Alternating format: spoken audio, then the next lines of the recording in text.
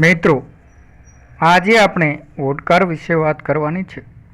મિત્રો, ઘણા લોકો એવું માને છે કે ઓડકાર આવી ગયા એટલે જમવાની પાચન પ્રક્રિયા જે છે તે શરૂ થઈ ગઈ અથવા તો પાચન થઈ ગયું, પરંતુ મિત્રો આવું કશું હોતું નથી।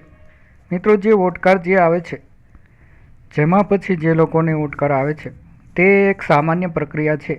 મિત્રો, જ્યારે આપણે ખાસ કરીને જે લોકો ઉતાવળે જમે છે, મોટા મોટા કોળિયા લઈ અને ઉતાવળે જમે છે, વધારે મોઢું ખોલે છે, તે લોકોને જે જમવાની સાથે જે હવા જે છે તે પેટની અંદર ચાલી જાય છે અને જ્યારે પેટ ભરાઈ જાય ત્યારે આ જે હવા જે છે, આ ગેસ જે છે તે બહાર નીકળે છે। આને આપણે ઓડકાર કહેવામાં આવે છે। મિત્રો, ઘણી વખત આપણે ભૂખ લાગે હોય વધારે અને ખાલી પેટમાં જ્યારે હવા વધારે ભરાઈ ગઈ હોય ત્યારે જ્યારે આપણે જમીએ છીએ ત્યારે જે હવા જે છે તે જેમાં પછી આપણને ઓડકાર સ્વરૂપે બહાર નીકળે છે અને પેટમાં હવા જ્યારે નીકળી જાય ત્યારે પેટમાં થોડી જગ્યા થવાથી આપણને થોડી શાંતિ થતી હોય, એટલા માટે આપણને એવું લાગે કે જે પાચન પ્રક્રિયા જે છે તે સુચારુ રૂપથી ચાલુ થઈ ગઈ છે। પરંતુ મિત્રો, આ જે ઓડકાર આવો તે એક સામાન્ય પ્રક્રિયા છે, પરંતુ મિત્રો ઘણા લોકોને વારે વારે ઓડકાર આવતા હોય તો ઘણી બધી સમસ્યાઓ હોય છે। જેમ કે જે લોકોને કબજિયાત રહેતું હોય તે લોકોને વધારે ઓડકાર આવે છે। જે લોકોને પેટમાં અલ્સરની એવી કોઈ તકલીફ હોય તો તે લોકોને પણ આ જે ઓડકાર જે છે તે વારે વારે આવે છે। એસિડિટીની તકલીફ હોય તે લોકોને પણ આવી તકલીફો થતી હોય છે અને જે લોકોને પાચન ખોરાક બરાબર ન થતો હોય તે લોકોને પણ આવું થતું હોય છે।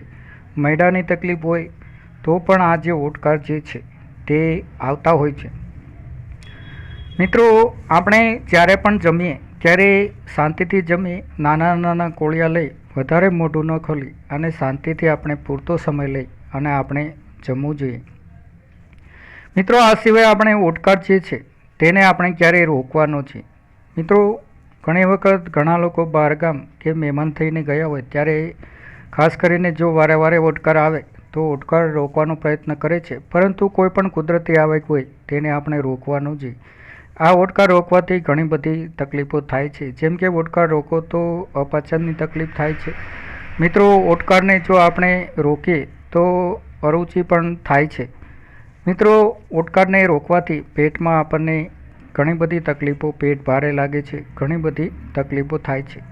મિત્રો, ઓડકાર આવવાના બીજા કારણો જો જોઈએ તો જે લોકો વધુ ખાય છે, જે જરૂરતથી વધુ ખાય છે તે લોકોને પણ આવું થાય છે। મિત્રો, આપણે સમય પર જમવું જોઈએ। ઘણા લોકો સમય પર જમતા નથી, જ્યારે ત્યારે ખાવાથી પણ આવું થતું હોય છે। જે લોકો ધૂમ્રપાન કરતા હોય તે લોકોને પણ આવું થતું હોય છે અને વધારે મસાલાવાળું ભોજન ખાઈએ તો પણ આવું થતું હોય છે। મિત્રો, આપણે ઓડકાર આવતા હોય તો આપણે વારે વારે જો ઓડકાર આવતા હોય તો તેના આપણે ઘરેલું જે ઉપાય જે છે તેના વિશે જો જોઈએ તો આપણે વારે વારે ઓડકાર આવતા હોય તો લીંબુ પાણી આપણે રોજ 1 ગ્લાસ આપણે પાણી લઈ તેમાં લીંબુ નાખી અને આપણે પીવું જોઈએ। મિત્રો, આ સિવાય આપણે બીજું જે ફુદીનો જે છે, આ ફુદીનાનું જે તમે પાણી જે છે તે પણ આપણે પી શકાય, તે પણ ખૂબ જ સારું છે।